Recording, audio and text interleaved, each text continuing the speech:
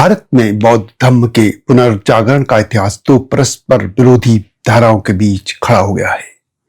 एक और डॉक्टर अंबेडकर का नवयान है, नवबौद्ध है, अंबेडकरवाद है, जिसने धर्म को सामाजिक और राजनीतिक क्रांति का माध्यम बनाया। किंतु धर्म के शास्त्रीय उपासकों और सवर्ण बौद्धों का यह मानना तर्क संगत प्रतीत होता है कि 22 प्रतिज्ञाओं के माध्यम से डॉक्टर अंबेडकर ने बुद्ध की मूल और शुद्ध शिक्षाओं का राजनीतिकरण कर दिया और राजनीतिक उद्देश्यों के लिए विकृत कर दिया।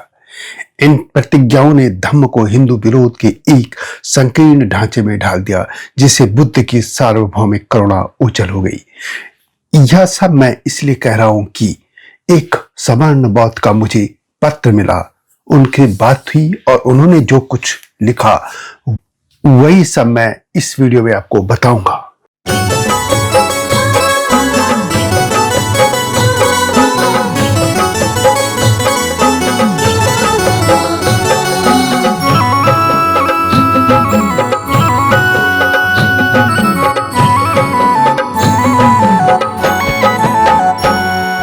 जय हिमालय, जय भारत।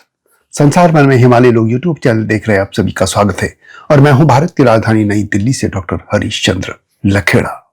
उत्तराखंड के ऋषिकेश से एक वैश्य समाज के डॉक्टर का मुझे ईमेल मिला, जिसमें उन्होंने मुझसे फोन नंबर मांगा था। मैंने उन्हें फोन नंबर दिया और फिर व्हाट्सएप पर उन्होंने जो कुछ लिखा वह सवर्ण बौद्धों का दर्द सामने झलकता है। थेरवाद परंपरा यानी पाली स्कूल के अनुयायी, विशेषकर वे सवर्ण उपासक और समर्थक जो बौद्ध धर्म को उनके मूल स्वरूप रूप में अपनाते हैं, आजकल गहरी खिन्नता और चिंता में हैं। उनका दर्द स्पष्ट है। वे देखते हैं कि कुछ सक्रिय अंबेडकरवादी, बौद्धाचार्य, भिक्षु उपासक और सोशल मीडिया जैसे लोग धर्म को एक राजनीतिक सामाजिक आंदोलन में बदल रहे हैं। डॉक्टर अंबेडकर को अनावश्यक रूप से महिमा मंडित किया जा रहा है और हर जगह भीम जय भीम का नारा लगाया जा रहा है और हिंदू के प्रति अनावश्यक कटुता, द्वेष व विरोध का प्रचार किया जा रहा है। वे जो अपने पत्र में लिखते हैं या जो बातें मुझसे करते हैं, उनका यही सार निकलता है कि यह देखकर सवर्ण बौद्ध सोचते हैं कि भगवान बुद्ध का सद्धर्म जो असंख्य कल्पों से चला आ रहा है, वर्तमान में और भविष्य में भी रहेगा, उसकी मूल नींव पर चोट पड़ रही है। थेरवाद की फाउंडेशन ओरिजिनल है।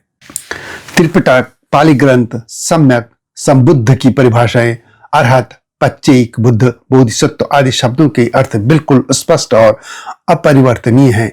इन्हें बदलना या हेर फेर करना धर्म की विकृति है। उदाहरण के तौर पर बोधिसत्व शब्द लें। थेरवाद परंपरा में बोधिसत्व वह व्यक्ति है जिसके बारे में किसी सम्यक संबुद्ध ने प्रत्यक्ष रूप से घोषणा की हो कि वह भविष्य में बुद्ध बनेगा। उसके नाम, माता पिता, कुल, अग्र श्रावक आदि सब निर्धारित हो। यह घोषणा तब होती है जब व्यक्ति 8 विशेष गुणों से युक्त हो। भगवान बुद्ध ने स्वयं भविष्य के 10 बुद्धों की घोषणा की, मैत्रेय, राम, पासे, नदी, कौशल आदि। लेकिन इनमें डॉक्टर अंबेडकर का नाम या कोई ऐसी प्रत्यक्ष घोषणा कहीं नहीं है। वे आगे लिखते हैं, फिर भी नवयान या अंबेडकरवादी धारा में डॉक्टर अंबेडकर को बोधिसत्व या भविष्य बुद्ध के रूप में प्रस्तुत किया जाता है, बिना थेरवाद के इन कठोर मानदंडों के। यह न केवल मूल धर्म से विचलन है, बल्कि धर्म को राजनीतिक टूल बनाने जैसा है। इतिहास गवाह है कि भगवान के परिनिर्वाण के 500 वर्ष बाद कुछ सिरफिरे लोगों ने धर्म में विकृति डाली, जिससे भारत से शुद्ध बौद्ध धर्म लुप्त प्राय हो गया।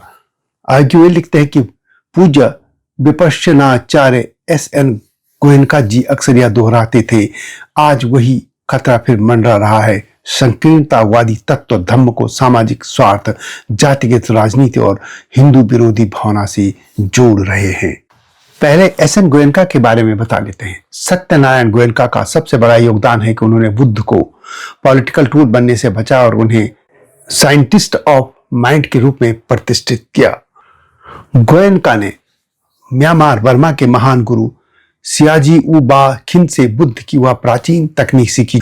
उन्होंने किसी को हिंदू से बौद्ध बनाने का शोर नहीं मचाया, बल्कि दुखी को सुखी बनाने की तकनीक दी और उन्होंने विपश्यना केंद्र दिए।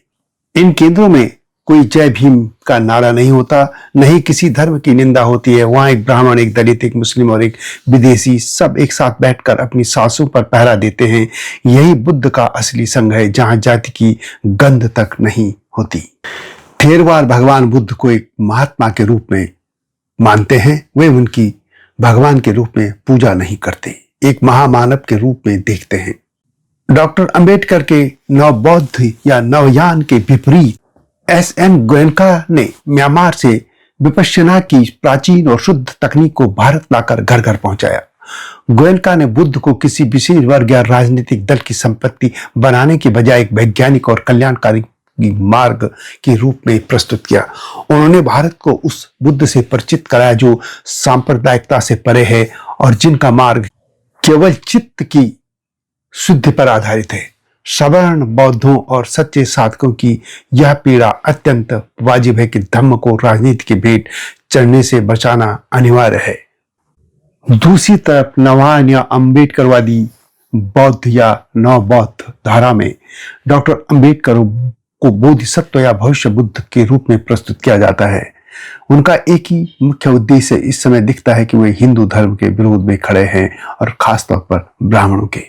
अंबेडकर की 22 प्रतिज्ञाओं ने बौद्ध और हिंदुओं को एक बार फिर आमने सामने खड़ा कर दिया है, जबकि समय की पुकार है कि दोनों एक साथ रहें। इसी कारण सवर्ण बौद्ध इन नव बौद्धों से नाराज हैं, खिन्न हैं।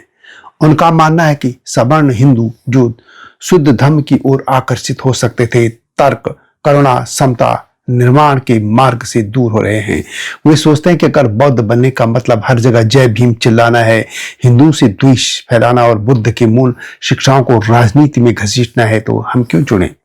धर्म तो सबके लिए है, वर्ण जाति से परे, लेकिन जब इसे एक खास समुदाय की राजनीतिक पहचान बना दिया जाए तो सार्वभौमिक अपील खो देता है। और खास तौर पर बुद्ध धर्म भारत में इस समय दलित धर्म के रूप में प्रतिष्ठित हो चुका है। इससे वैसे समाज के डॉक्टर जो कि अब बौद्ध हैं, उनका यह दर्द और गहरा है, क्योंकि थेरवाद अनुयायी चाहते हैं कि भगवान बुद्ध का धम्म शुद्ध रूप में चिरकाल तक रहे, न कोई हेर फेर, न कोई राजनीतिक इस्तेमाल। वे सिर्फ इतना कह रहे हैं कि मूल परंपरा का सम्मान करो, त्रिपिटक पढ़ो, बोधिसत्व जैसी अवधारणाओं को प्रामाणिक रूप से समझो। सवर्ण बौद्धों का यही कहना है और यही पुकार है कि धर्म को राजनीति से अलग रखो, शुद्ध रखो, तभी सच्चे अर्थों में सभी लोग सवर्ण हो या अन्य इससे जुड़ सकेंगे और भगवान बुद्ध का समधर्म फल फूल सकेगा। यह थी सवर्ण बौद्धों की पीड़ा। ये वीडियो कैसी लगी कमेंट में अवश्य लिखें। जल्दी आऊंगा इस तरह की गाथाओं के साथ। तब तक जय हिमालय, जय भारत। हिमालय पे पेड़ हो तो गीत गाएंगी नदियाँ, गीत गाएंगी नदियाँ। पेड़ों पे चिड़िया है तो गीत गाएंगी नदियाँ, पेड़ों पे चिड़िया है तो गीत गाएंगी नदियाँ। माँ की लोरी जैसे होते हैं नदियों के गीत।